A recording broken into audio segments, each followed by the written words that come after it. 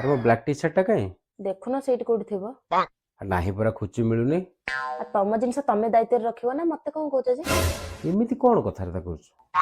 ଆମ ଘର ଲୋକ ଏଇଆ ଶିଖେଇଛନ୍ତି? ତମେ କଣ ଟିକେ ଟିକେ କଥାରେ ଆମ ଘର ଲୋକଙ୍କୁ ଦୋଷ ଦଉଛ? ତମେ ଟି ସାର୍ଟ ପାଉନ, ସେଇଟା ଆମ ଘର ଲୋକଙ୍କ ଭୁଲ। ତମେ ଜୋତା ହଜିଯିବ, ସେଇଟା ଆମ ଘର ଲୋକଙ୍କ ଭୁଲ।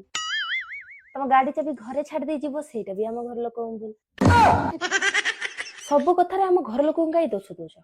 ତୁ ବୁଝୁନୁ, ଧର ଗୋଟେ ନୂଆ ଏସି କିଣୁଛ, ଗୋଟେ ନୂଆ ଟିଭି କିଣୁଛ, କିଣୁ କିଣୁ ଯଦି 2-4 ମାସରେ ପ୍ରଡକ୍ଟଟା ଖରାପ ହେଲା, ତାହେଲେ କାହାକୁ ଗାଳି ଦଉଛ?